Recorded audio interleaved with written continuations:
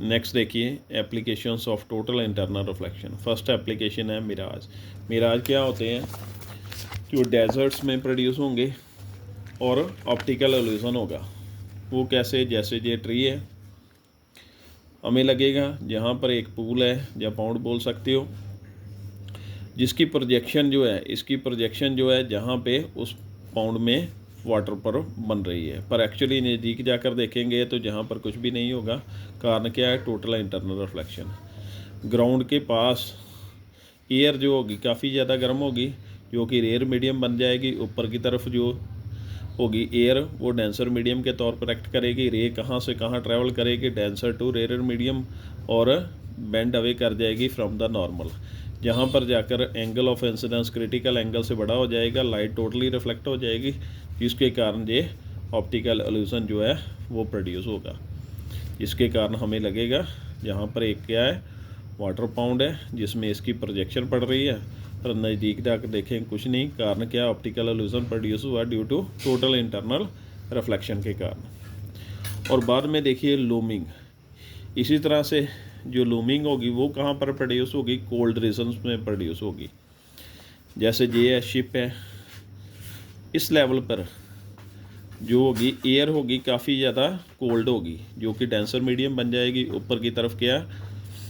Rare medium बन जाएगी। जो एयर होगी डेंसर टू रेयर मूव करेगी और अवे फ्रॉम द नॉर्मल हो जाएगी, जहाँ पर angle of incidence critical angle से ज़्यादा हो जाएगा और लाइट टोटली रिफ्लेक्ट कर जाएगी। और जहाँ से इमेज इसकी जहाँ पे बनेगी इस शिप की, हमें लगेगा कि शिप की इमेज जो है वो जहाँ पर बढ़ रही है और शिप जो है जहाँ पर मूव कर रहा है। कारण क्या होगा? टोटल इंटरनल रिफ्लेक्शन के कारण लूमिंग प्रोड्यूस होगी। और ब्रिलियंस ऑफ डायमंड में क्या है? डायमंड जो है वो हमेशा शाइन करता रहता है। कारण क्या है? Total internal reflection. जैसे इसने रिफ्रैक्टिव इंडेक्स डायमंड और एयर का निकाल लिया जी, इसमें पुट किया तो क्रिटिकल एंगल आ गया डायमंड का इतना। डायमंड को कट ही इसी तरह से किया होता है, जब भी लाइट उसमें से एंटर करेगी तो बाहर निकलने की कोशिश करेगी, तो angle of incidence critical angle से क्या हो जाएगा? बड़ा हो जाएगा, और लाइट टोटली रिफ्लेक्ट करती जाएगी अंदर। मल्टीपल रिफ्लेक्शंस के बाद ही वो बाहर आ पाएगी। तो कारण क्या है शाइन करने का? टोटल इंटरनल रिफ्लेक्शन है इसका। Total internal reflection of light बोल सकते हो। और टोटली रिफ्लेक्टिंग प्रिज्म में क्या होगा? जैसे ये आइसोलेस प्रिज्म है, ये एंगल 90 है, ये 45 और ये 45। इसका क्रिटिकल एंगल एयर के साथ क्या होता है? 42 होता है। अब इसके डायग्राम में देखिए,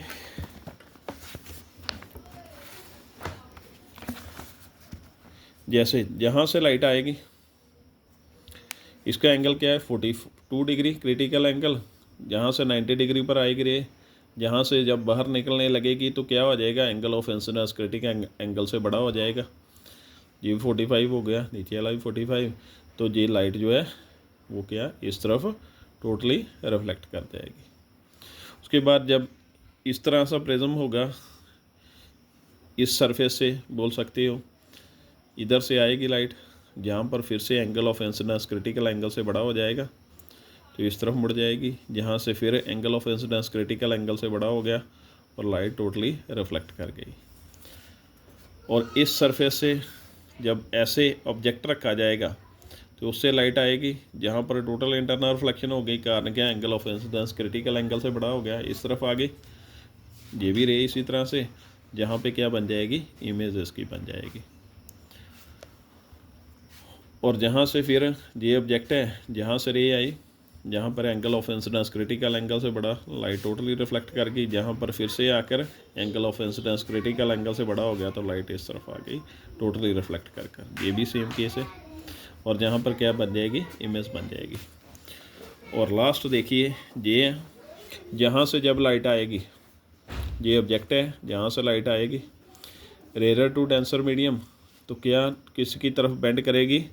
bends towards the normal. Normal ये बनाती है मैंने, नॉर्मल की तरफ बेंड करके जहाँ पर आएगी angle of incidence critical angle से बड़ा हो जाएगा और लाइट इस तरफ टोटली रिफ्लेक्ट कर गई। ये भी लाइट इसी तरह से जहाँ से डेंसर टू रेयर मीडियम जाएगी तो अवे फ्रॉम द नॉर्मल हो जाएगी। जी नॉर्मल है, नॉर्मल से अवे हो गई और जहाँ पर क्या बन गई, इमेज बन गई।